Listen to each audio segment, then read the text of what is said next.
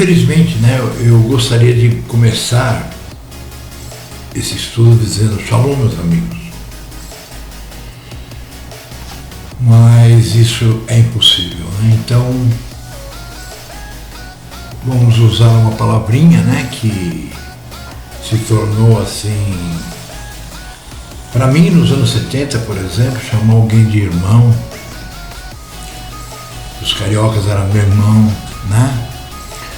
Era muito comum, e nenhum de nós era religioso ou coisa parecida. Mas era muito comum a gente, como se diria, chamar, né, o amigo de irmão. Agora hoje todo mundo quer se chamar de irmão, de arri, de arrote, né? Mas na verdade não encontramos amigos, né? Nós só encontramos pessoas que, na verdade, se fantasiam, se revestem de atitudes como se fossem pessoas amigas de rua, né? Mas na verdade são mundanos, do mesmo jeito que todos os outros. Eu quero começar lendo aqui, né, um texto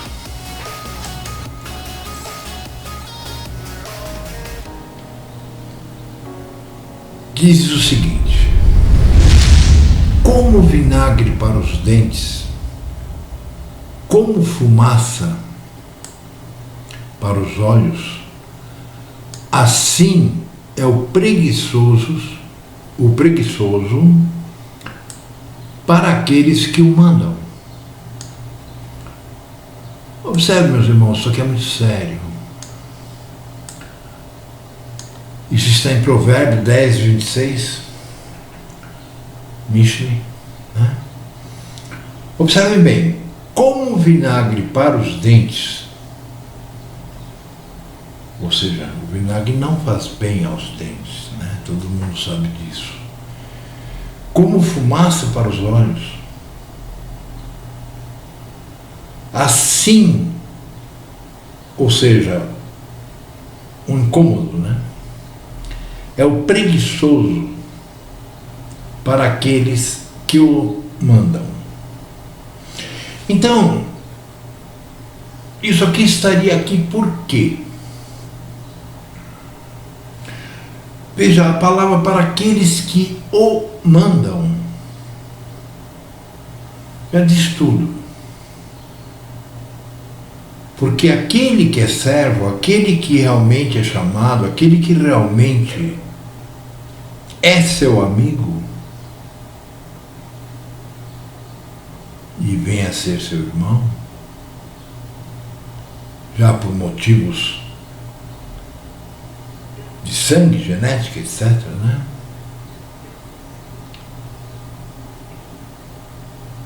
Isso não existe, isso é muito raro.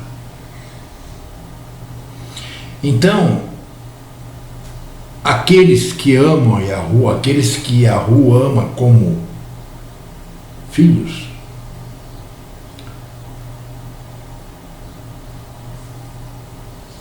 são obrigados a mandar,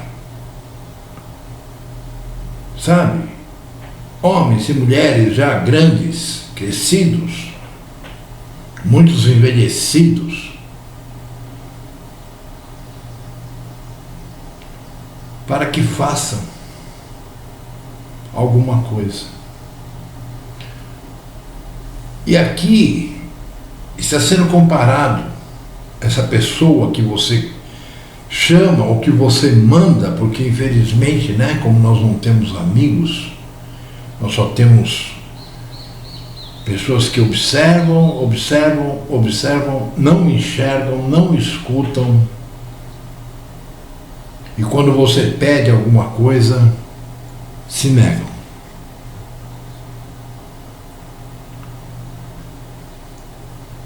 Então, esse incômodo, Salomão aqui diz que é como vinagre para os dentes, como fumaça para os olhos.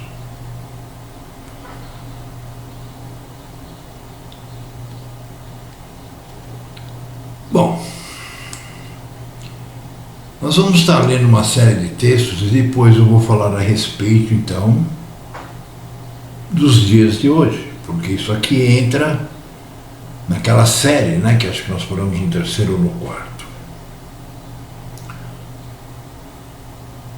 Lá em Jacó, Tiago, irmão carnal de Yahushua, né, que alguns têm a cara de pau de dizer que Yahushua e o pai são um, né, provando assim que estudar apenas não vale nada se o pai não lhe der o entendimento.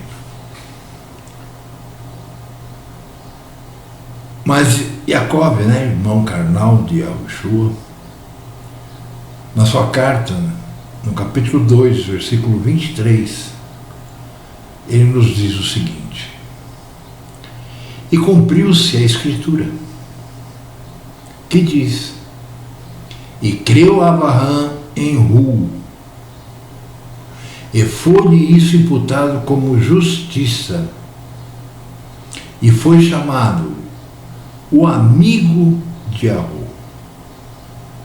Vejam, meus irmãos, entendam uma coisa, é que a palavra amigo, né, você liga aí para um departamento qualquer aí, de qualquer empresa, as pessoas geralmente já te chamam de amigo, você convida alguém para um Facebook, ele já escreve amigo, né? Ou essas pessoas, infelizmente, não tiveram o prazer de ter amigos, ou então alguma coisa está errada. E cumpriu-se a Escritura que diz, e creu Abraão em Ru, e foi-lhe isso imputado como justiça, e foi chamado o amigo de Yahu. Você é amigo de Yahu?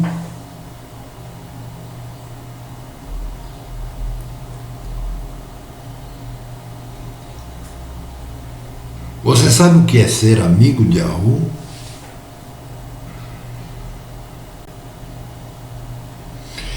Eu acabei de deletar uma pessoa que eu conheço há muitos anos, que estudou muita coisa comigo, mas que se aproximou, né, nesses nem sei quantos meses para cá, dizendo que tinha passado pelo judaísmo e que comprovou que tudo aquilo que eu falei era realmente assim, e que estava querendo acompanhar e seguir o caminho. Isso há uns 2 meses. Então eu lhe enviei alguns estudos, mesmo sabendo que ele já os havia feito, porque quem fez os estudos e entendeu, jamais iria atrás de um judeu. Então, foi passando os dias e eu tenho no meu zap apenas algumas pessoas, né, com as quais eu lido mais próximo, né, com estudos.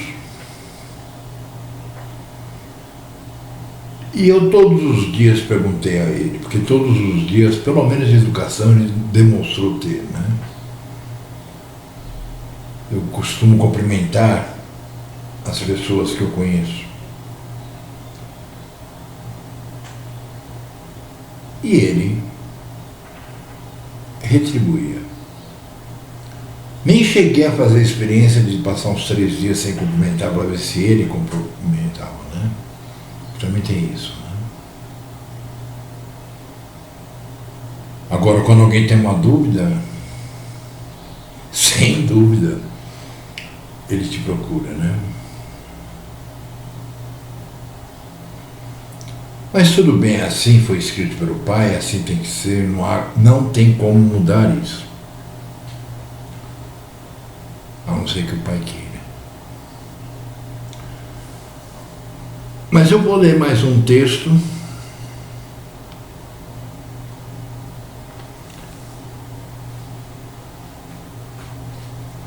Certo?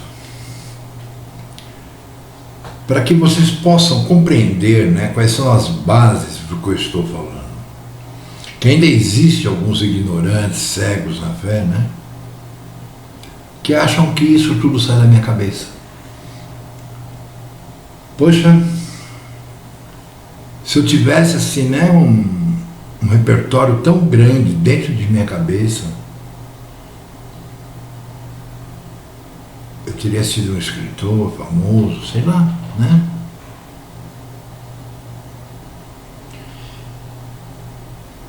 Então aqui nós vemos um texto, né, em 2 de Crônicas, capítulo 20, versículo 7, que diz assim: porventura, ó nosso rumo, não lançaste fora os moradores desta terra de diante do teu povo Yashuru?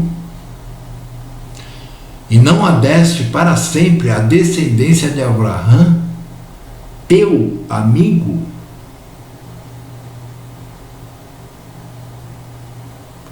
Entende? Como é que você pode ser amigo de alguém, isso já falando, né, da humanidade, se você nem o cumprimenta, se você nem pergunta como ele está, se você nem sair com ele?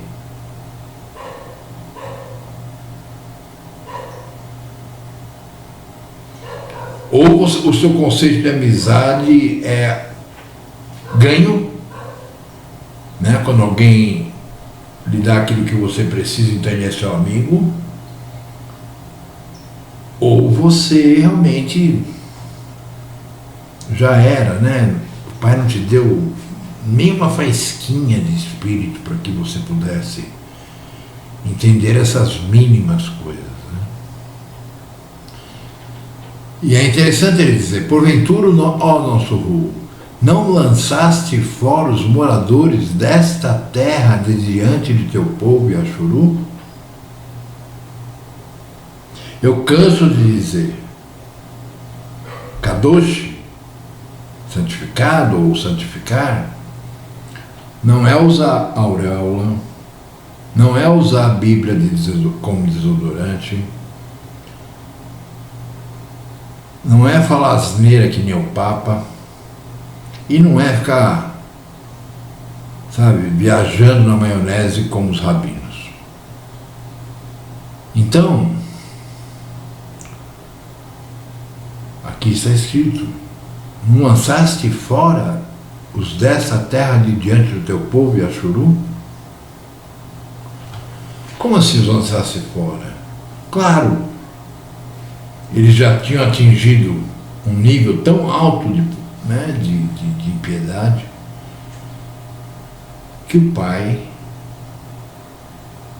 ordena a Yashuru, o povo dele, a quando entrasse na terra,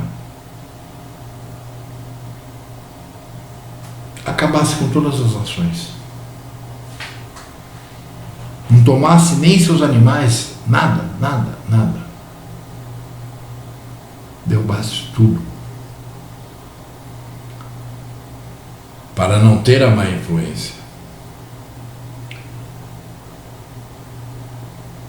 E aqui prossegue dizendo: e não adestes para sempre a descendência de Abraão, teu amigo.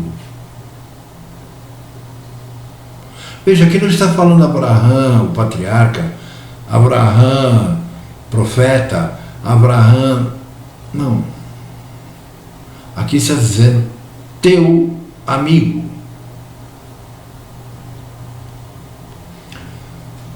Então, meus irmãos, nós temos que entender o seguinte, que ser um homem segundo o coração de Hu significa ser uma pessoa comprometida com a vontade e com todos os propósitos de Hu.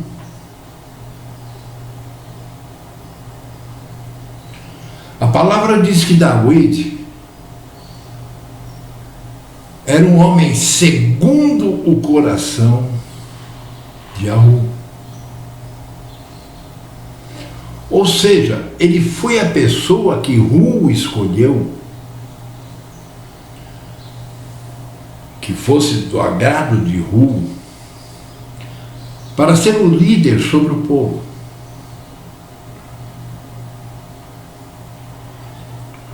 De Ashuru, é claro. Nós lemos que David era um homem segundo o coração de Hu.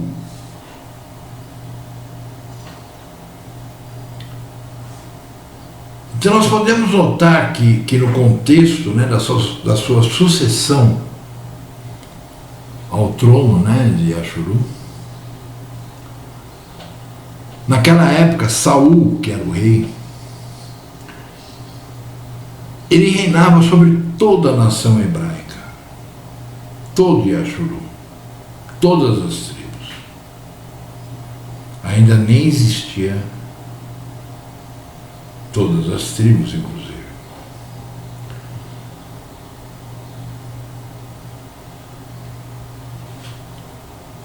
Aliás, que besteira que eu falei, né? Na verdade, eu quis dizer que ele reinava sobre todas as tribos existentes. Naquela época, né? Mas ele acabou fazendo o que era mal perante Yahu. E por isso o rejeitou. Então veja só, através do profeta Shemuel, né, Samuel, que eu diria Shemuhu, né, não Shemuel, esse El não tem nada a ver, entendeu? El é pai de Baal. Hu avisou a Saul. Samuel disse o seguinte: Yahu buscou para si um homem que lhe agrada e já ordenou que seja príncipe sobre o seu povo, porquanto não guardastes o que Hu te ordenou.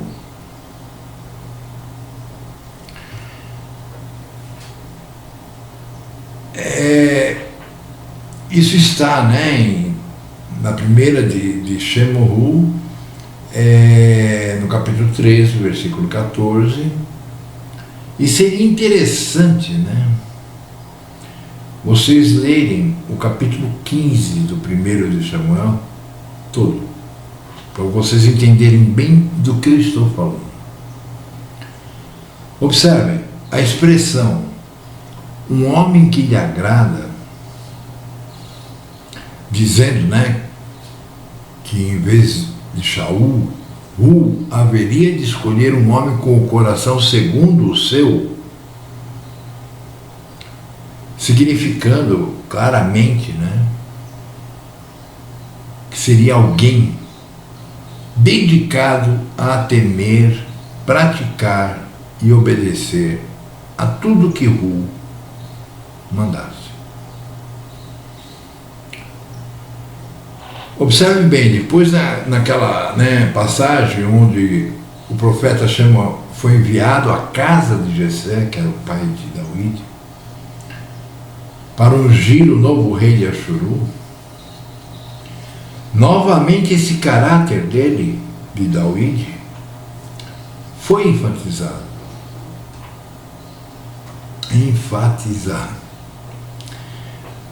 Porque quando Shemuhu ficou impressionado, né, com a imponência de Eliabe,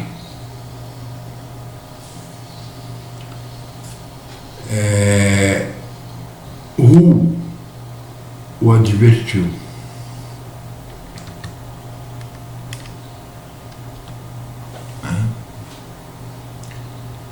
E disse: Yahu não vê como o homem vê. O homem vê o exterior, porém Yahu o coração. Isso nós encontramos, né, em Shemuhu Aleph, né? 1 Samuel, o capítulo 16, versículo 7. Observe que já no primeiro século, né, nós estamos dando um pulo imenso aí, né? Quase 55 anos depois do nascimento do filho, né, de Yosef e Miriam e Yahushua, o rabino Shaul, né, que é intitulado Paulo de Tarso, né, nas Bíblias, ele citou esse testemunho acerca de David em sua exposição, né, da palavra em Antioquia. Ao resumir a história do povo de Ashuru, né, Shaul falou sobre a ascensão e queda do rei Saul. Em seguida ele explicou sobre como Hu levantou David como rei em Ashuru. Porque ele testemunhou da seguinte forma, que nós encontramos no livro de Atos, capítulo 13, 22. Em seguida ele explicou sobre como Hu levantou David como rei em Ashuru, né? Ele disse: achei David, filho de Jessé, homem segundo o meu coração, que fará toda a minha vontade. Então observem,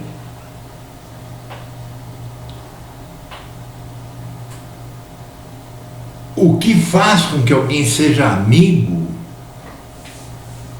ou que caminhe conforme o coração de Yahu em uma pessoa que seja chamada, está muito claro, né? Não preciso nem explicar, porque se eu explicar você vai entender o que eu falar, mas depois você vai esquecer e vai dizer que é o contrário. Então leia a palavra. Observe, Shaul ainda ressaltou que foi da descendência de David, conforme a promessa que Yahu predeterminou em seu plano sobre o nascimento de seu Mashiach ungido. Ou seja,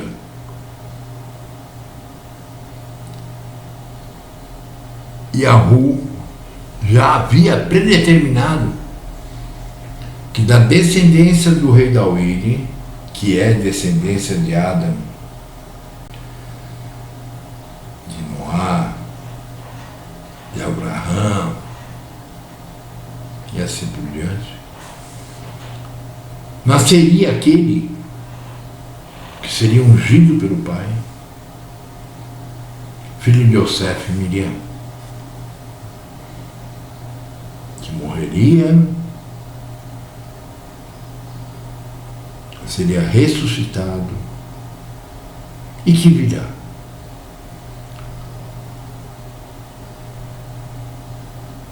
Para vocês verem uma coisa mais interessante, né? Eu fui atuante, né, na cristandade como presbítero durante 20 e poucos anos.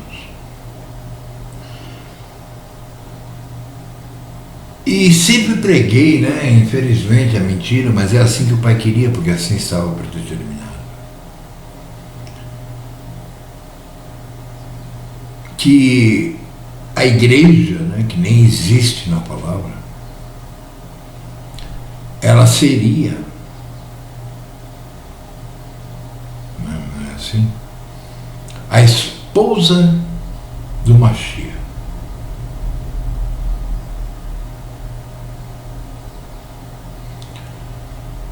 Vamos ver o que nós lemos aqui em Roché, né, Oséias, no capítulo 2, 16. porque ele estava contra o povo, porque o povo estava pisando na bola. Não estava cumprindo com aquilo que Yahweh lhes deu como lei.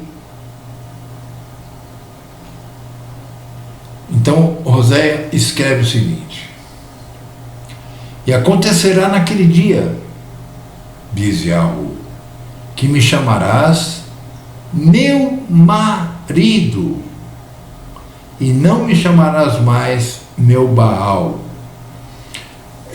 Baal é a palavra que no hebraico significa Senhor. Mas nós temos que entender também que Baal é um mito, é um falso Deus, né?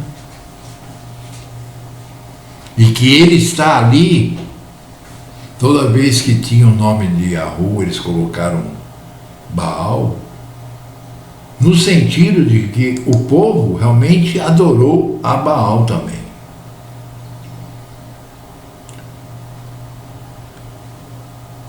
Bom, aqui eu encerraria a parte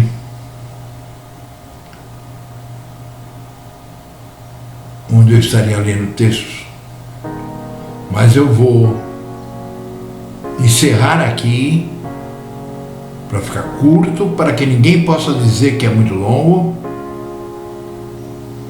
porque eu quero que todos escutem esse estudo, pelo menos todos aqueles que se proponham ou que o Pai faça com que assistam. Então eu vou terminar aqui e já vou reiniciar a parte 2 desse estudo aqui. Amigos, aguardem.